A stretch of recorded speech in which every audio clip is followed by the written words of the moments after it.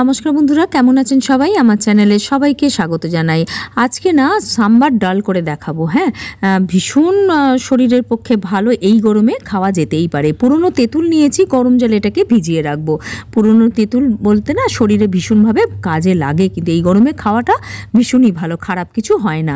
তেঁতুল বলেই যে খারাপ হবে তা না, শরীরে ভীষণ ভালো কাজ দেয়।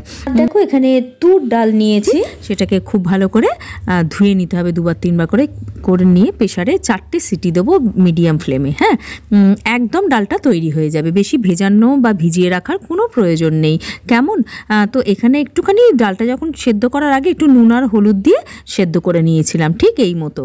তোমরা যেন ভেবো না সাউথের, এটা তো সাউথে খুব প্রচলিত এই সাম্বার ডাল, কিন্তু আমরা এই গরমকালে যদি এরকম ডাল এই তেঁতুল দিয়ে করে খাওয়া হয় শরীরের পক্ষে ভীষণ ভালো। শরীরও ঠান্ডা থাকে, পেটে কোনো সমস্যা হবে না, আর সবজিগুলোও যাবে, আর এই গরমে ভালোও লাগে খেতে খুব ভাত দিয়ে।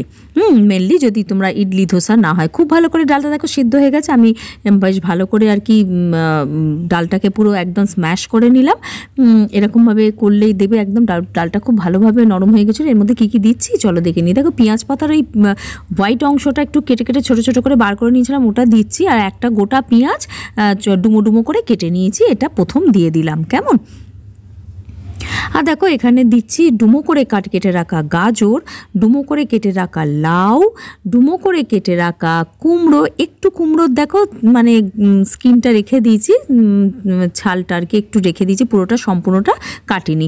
আলু দিয়েছি ডুমো করে কাটা, সবই সবজিগুলো যা যা দিচ্ছি, ডাঁটা তো দিতেই হবে মাস্ট।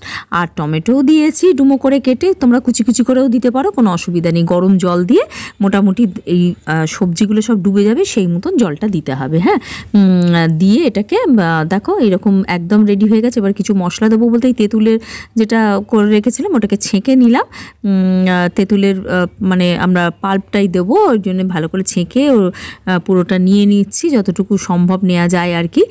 ভীষণ ভালো কিন্তু তোমরা খেতে পারো। সাম্বার মশলাটা দিয়ে দিলাম, এটা রেডিমেড মশলা।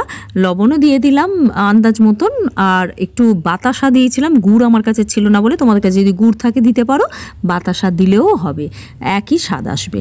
কেমন? চিনিও তোমরা দিতে পারো, গুড়টা দিলে ভালো হয় আর কি। হ্যাঁ, দিয়ে প্রেশার কুকার বন্ধ করে দিতে হবে, 2টো সিটি।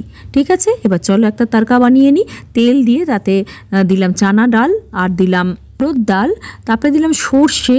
হ্যাঁ, তারপরে দিচ্ছি, আমার কাছে শুকনো থাকে তোমরা জানো, কারি পাতা, সেটা দিলাম। দিয়ে হালকা একটু মানে হালকাভাবে একটু নাড়াচাড়া করে নিলাম আর কি। হ্যাঁ, নিলে ভালো হবে আর কি। এটা প্রথমে একটু করে নিয়ে এরপরে দিলাম শুকনো লঙ্কা, দিতেই তো হবে, আমরা সবাই জানি। হিং দিলাম, হিংটা দিলে হজমও হয়ে যাবে আর খুব ভালো মানে স্বাদও একটা আসে আর কি।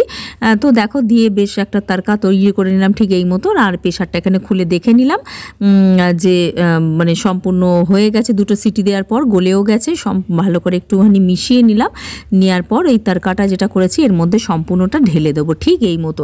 আচ্ছা হ্যাঁ, এর আগে দিয়েছিলাম একটুখানি কুচি করে রাখা ধনিয়া পাতা। হ্যাঁ, ধনিয়া পাতাটা যদি থাকে দিতে পারো, না দিলেও চলবে। তো আমার কাছে ছিল তাই আমি দিয়েছি, তোমরা না দিলেও চলবে। এইটা না গরমকালে ভাত দিয়ে খেতে ভীষণ ভালো লাগে। ইডলি ধোসা, তারপরে ধরো বড়া, এরকম ধরনের সাথে তো মানে খাবারের সাথে ভীষণ ভালো যায়, আমরা সবাই জানি। সাউথের এটা খুব ফেমাস খাবার। আর তাছাড়া বলছি, আমার শাশুড়ির মা না এর সাথে ঢ্যাঁড়সও দিত, বেগুনও দেয়া যায়। তো বেগুন আমি ঢ্যাঁড়স 2টো জিনিসই একটু স্কিপ করেছি বন্ধুরা। বেগুন আর ঢ্যাঁড়সটা দিলে না ওটা সেকেন্ড টাইম যখন দেয়া হবে তখন একটুখানি তুলে নিয়ে তারপরে কিন্তু মানে একটু ঢ্যাঁড়সটা তুলে নিতে হবে আর কি। বেশি সিদ্ধ করলে একদম ঘন্ট হয়ে যাবে। ঢ্যাঁড়স দিইনি, এইভাবেই তৈরি করে নিলাম সাম্বারটা। আর বাড়িতে ধোসা করেছিলাম। ধোসা তোমাদের তো আমার চ্যানেলে দেয়াই আছে কি করে ধোসা করবে বা কিছু, সেইটার সাথেই খেয়ে তোমাদের দেখালাম। আজকের মতন এইটুকু থাক, কাল আসছি নতুন কোনো কন্টেন্ট নিয়ে। ভালো থেকো, সুস্থ থেকো। Thank you friends.